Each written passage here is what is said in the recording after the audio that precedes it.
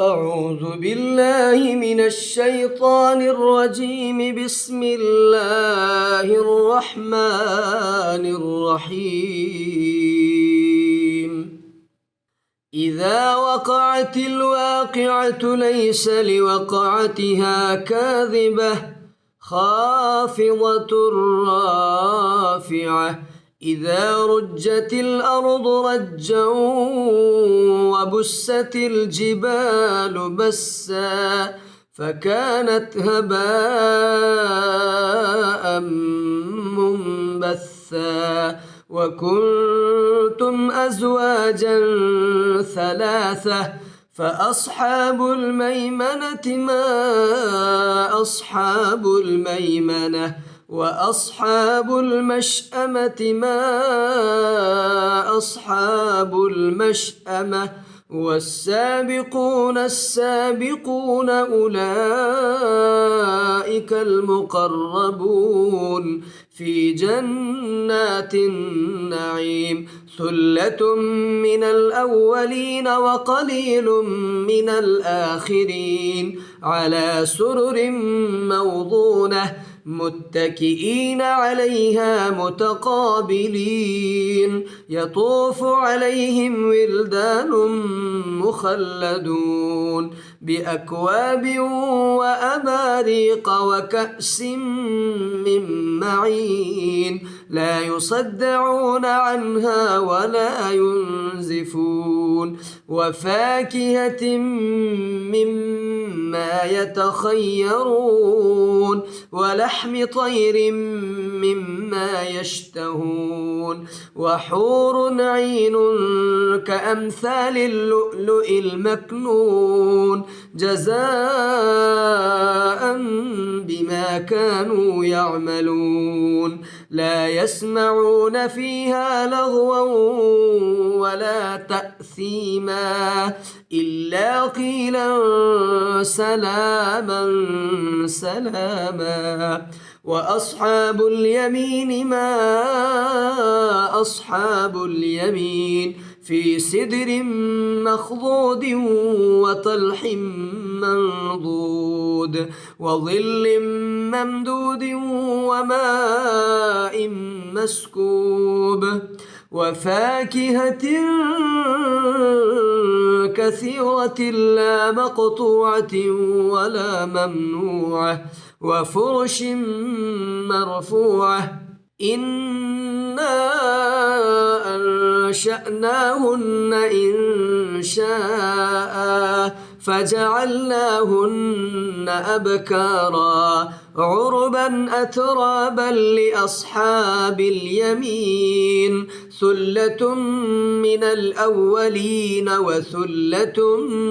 من الآخرين وأصحاب الشمال ما أصحاب الشمال في سموم وحميم وظل من يحموم لا بارد ولا كريم إنهم كانوا قبل ذلك مترفين وكانوا يصرون على الحنث العظيم وكانوا يقولون أئذا متنا وكنا ترابا وعظاما أئنا لمبعوثون أو آباؤنا الأولون قل إن الأولين والآخرين لمجموعون إلى ميقات يوم معلوم ثم إنكم أيها الضالون المكذبون لآكلون من شجر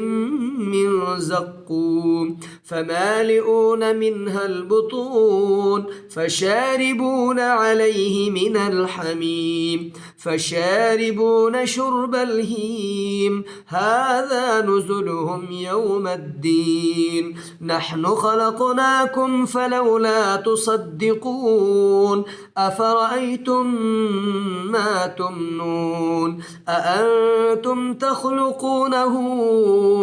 أم نحن الخالقون نحن قدرنا بينكم الموت وما نحن بمسبوقين على أن نبدل أمثالكم وننشئكم فيما لا تعلمون ولقد علمتم النشأة الأولى فلولا تذكرون أفرأيتم ما تحرثون أأنتم تزرعونه أم نحن الزارعون لو نشاء لجعلناه حطاما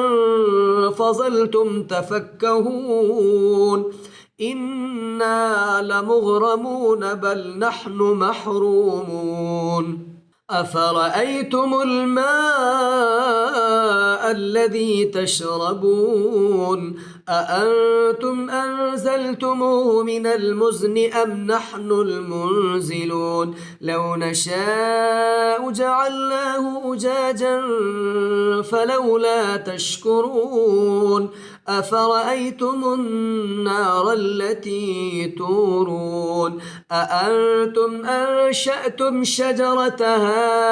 أم نحن المنشئون نحن جعلناها تذكرة ومتاعا للمقوين فسبح باسم ربك العظيم فلا أقسم بمواقع النجوم وإنه لقسم لو تعلمون عظيم إنه لقرآن كريم في كتاب مكنون لا يمسه إلا المطهرون تنزيل من رب العالمين أفبهذا الحديث أنتم مدهنون وتجعلون رزقكم أنكم تكذبون فلولا إذا بلغت الحلقوم وأنتم حينئذ تنظرون ونحن أقرب إليه منكم ولكن لا تبصرون فلولا إن كنتم غير مدينين ترجعونها إن كنتم صادقين فأما إن كان من المقربين فروح وريحان وجنة نعيم وأما إن كان من أصحاب اليمين فسلام لك من أصحاب اليمين وأما إن كان من المكذبين الضالين فنزل من حميم وتصلية جحيم إن هذا لهو حق اليقين فسبح باسم ربك العظيم.